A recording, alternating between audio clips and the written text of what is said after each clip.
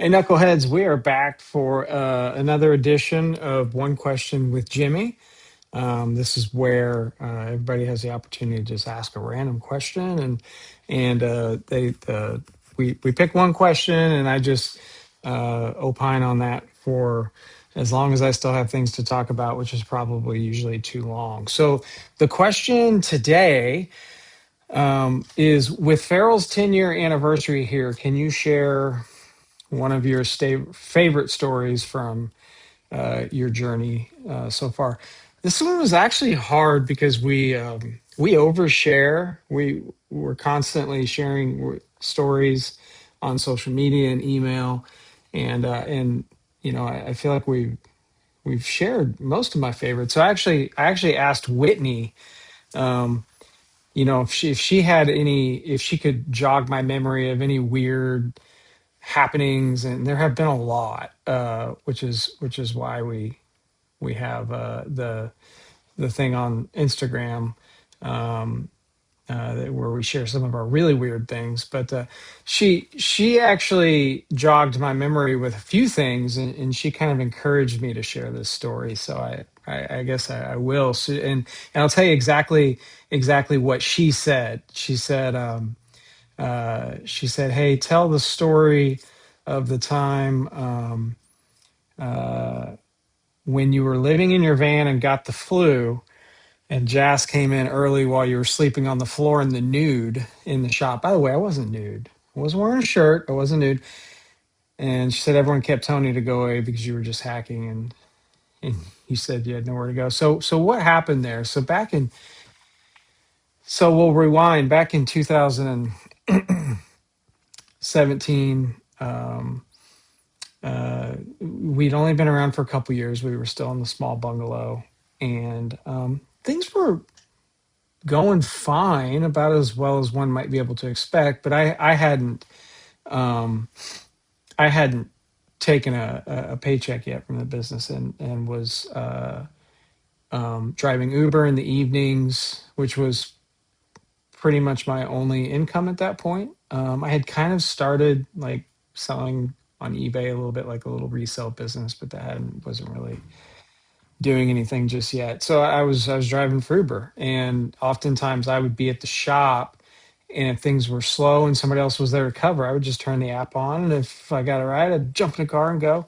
And I was actually driving the Farrell wagon, the Super that had the wrap on it and everything, which always led to like weird conversations, interesting conversations, because people weren't used to getting picked up in a wrapped vehicle. It was good marketing.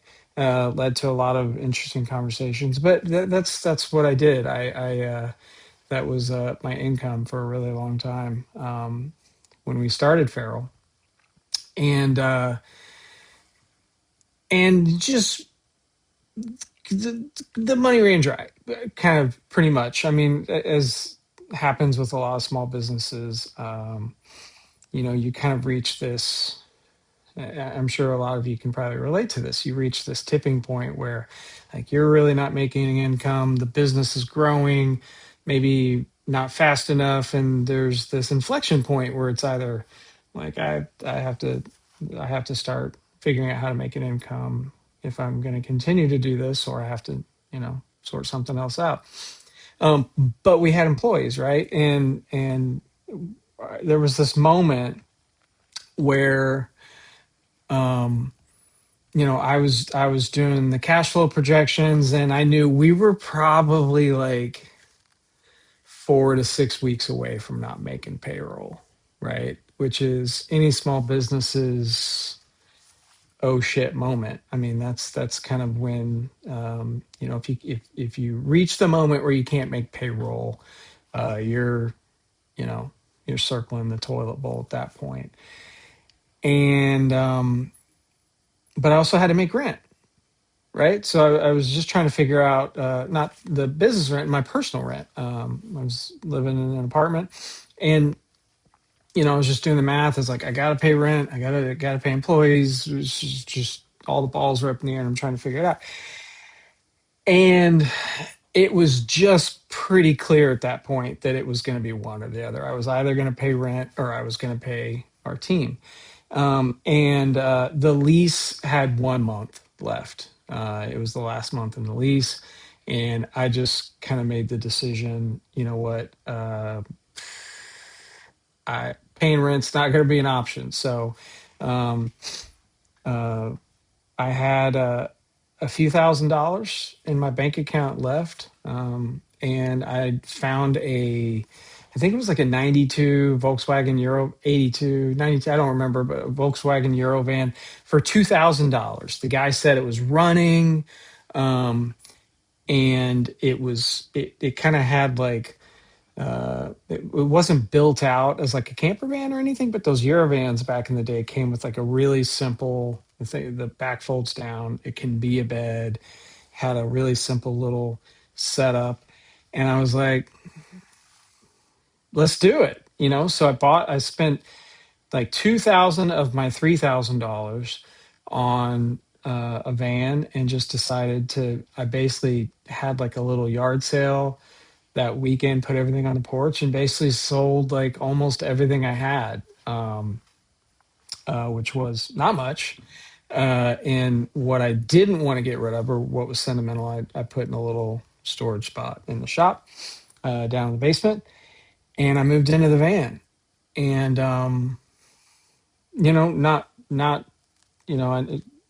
van life has become this romantic notion, I think, for a lot of people these days. But and I did admittedly try to kind of keep up appearances, because the van life thing felt very on brand for me. I think anybody that was a friend or a family member at the time probably, uh, I didn't even have to maybe sell it. It probably just felt like very on brand for the local outdoor gear shop guy to live in his van, especially in Colorado. But the truth is, I was functionally homeless. I lived in the van, and I'll be honest with you, and this is maybe the part of the story that's a little unsavory for some people. There were times when I didn't have time to go drive up to the mountains and find a boondocking spot to park the van. Sometimes I would just park it in the neighborhood. I'd find a dark spot where the lights were out. I'd work all night. I'd work super late, and then after everyone else had gone to bed in the neighborhood and the crickets were out, I would leave the shop, hop in the van, and just find a quiet spot to sleep. And I'd wake up in the morning. I'd start at the climbing gym. I'd shower at the climbing gym, and I'd go to work. That's what I did. And that's just it worked, and it ended up being okay, for a while. Got us over the little financial hump that uh, we were experiencing at the moment, and we made it work. So the story that Whitney was kind of referring to was, okay, sure, it worked, but it didn't always work. And after about 6 months, it had started to wear me down quite a bit. And there was this moment, after about 6 months, where I got really sick. I was in rough shape. One of those illnesses where you're thinking like, is this an emergency room situation? Is this an urgent care situation? It was the dead of winter.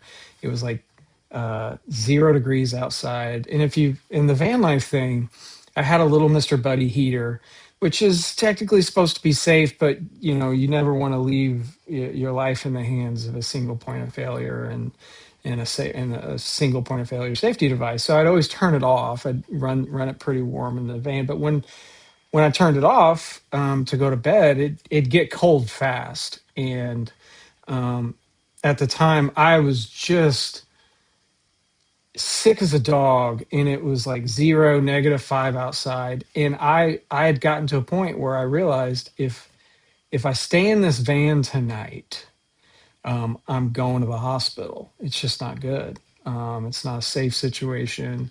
So I did the only thing that I thought I could do, and as I drove over to the shop, and I parked behind the shop, and I went inside, and I slept in the shop, on the floor. Uh, if you remember the old shop, there's like a little bungalow, a few rooms in the sleeping bag room, or the gear room where the sleeping bags were.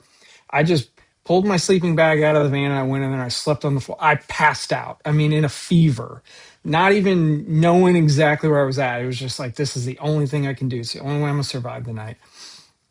And I just passed out on the floor, and uh, not thinking about like, what time is it? What time's everybody gonna come in? I have no, whatever. I was just sick. It was just survival. I was just doing what I could do. And the next thing I remember, I wake up and one of my coworkers, Jazz, I'm laying on the floor and she's standing right in the doorway to the room, just looking at me like, what the cuss? What's going on? Right. Because I had my shirt off. I looked naked. Um, and you know, it was weird for Jazz, I'm sure. Like it was like, what the, like, they knew I was living in my van, so that wasn't a secret. But just a really like unnerving moment for Jazz. And so anyway, I was sick. Staying in the shop that night, actually, to be perfectly honest with you, kept me out of the hospital. And uh, throughout the whole day, I was hacking. I was trying to stay away from it. I think I was in the back all day, and they kept telling me like, Jimmy, you got to get out of here. You got to get. I kept telling them like, I have nowhere to go. This is it. Like it's just like it's like winter outside. This is the only place I can sleep or be inside. I don't know what to do. And it was this really, um, you know difficult moment for me in the journey because it kind of all came crashing down around me with not only the financial part of it, but just like I had, my you know basically homelessness was the team was being forced to confront that, which everybody was always so amazing about.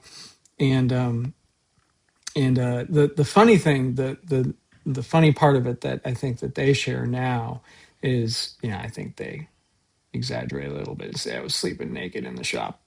But them just trying to kick me out of the shop and get me out of there, and the truth is I had nowhere to go, and they like to tell stories about that part of it. But it was a very dark moment for me, but also a moment that I look back on um, with some fondness because it really puts the whole journey in perspective for me. There have been a lot of really difficult times, and I think on a long enough timeline, anybody that's on a founder journey or a small business journey, that's going to happen. It got harder than maybe one would hope, but um, it really forged my commitment to making this work and making this, my mission. Um, being willing to go through some of that difficulty and some of those moments, I think, kind of forged my willingness to navigate some of the other difficulties, and that never quite got that difficult, but felt difficult at the time. And I would never want to be back there, for sure. But it's part of my story. It's part of the journey, and I think that's why Whitney mentioned this one and wanted me to share this one. And I'm very the homelessness situation in Denver is obviously a hot topic, a lightning rod topic, and it's something that's very personal to me because I think everyone has a preconceived notion about you know what a homeless person looks like or what a homeless person does or where they come from. And I think there's a preconceived notion that everyone that's homeless either has an addiction or a mental illness or some sort of um, affliction that they're battling, and that's not the real world. It's just not.